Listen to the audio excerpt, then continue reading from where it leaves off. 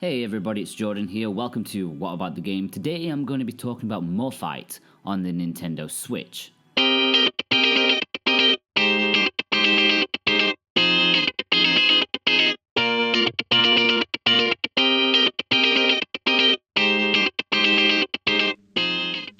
first time I booted up Morphite, I was immediately intrigued. A first-person shooter is always a tough task for an indie game. Most don't turn out particularly well. But to me, this first-person shooter instantly had a charm about it. I usually wait until the end of the review to talk about the visual style, but it's honestly one of the things that drew me to the game at first. Everything has a very low polygonal count, which makes me think of if No Man's Sky used the art style of the original Star Fox.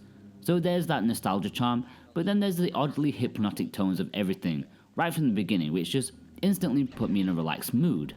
So yeah, I'm getting tones of No Man's Sky. Now I can already hear many of you sucking air through your teeth, but hear me out. Imagine if No Man's Sky had no hype and it kept its ambitions in check. And that's what you've got here. I played No Man's Sky and enjoyed it, although I should say that I didn't follow the game up to release, nor was I hyped up to the lies. I enjoyed what was there. I also enjoyed Morphite even more. Morphite is a nice mix of open world exploration, as well as having a curious story to follow. You, as the main character, are the orphaned Mira, who sets out to help her foster guardian collect resources for his business. It's not long before she lands on a planet and learns about the mysterious element Morphite, and goes on a journey to discover more about it and also her past. The story is well presented with some nice voice acting, and it's nice to have something to follow even if at points the game can be somewhat open to you doing whatever you want to do. The best character in the story by far is Kit Kat, a hovering robotic cat buddy with a voice that sounds like text-to-speech software. It reminds me so much of Tomodachi Life. This cat's sarcastic lines and tones just make the game so much better. Are you awake, Mira? Oh, hi Kit Kat. How did I get here? It wasn't easy getting you onto the drop pod. You are nothing but dead weight.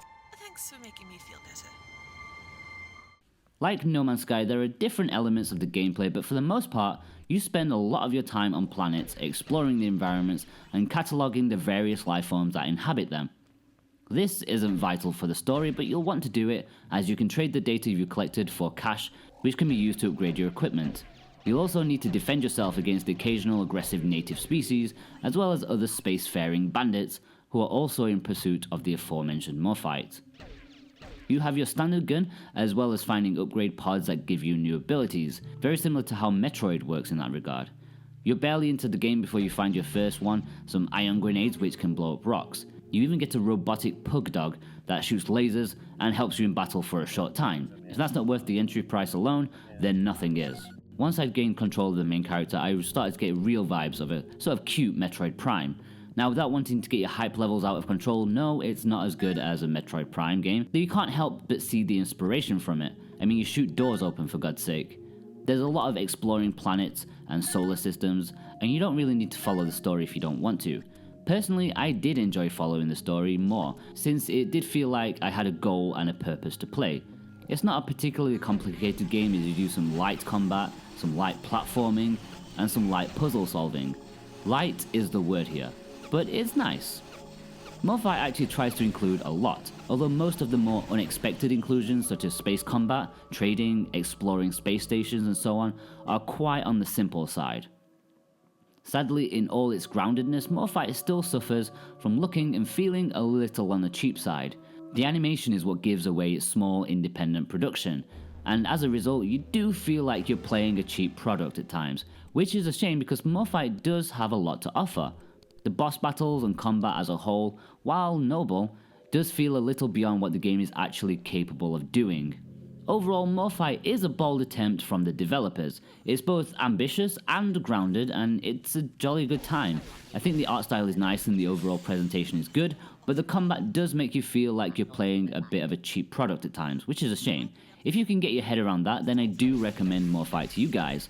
If you're looking for a Metroid fix, or want something similar to No Man's Sky, then Morphite could be the one for you.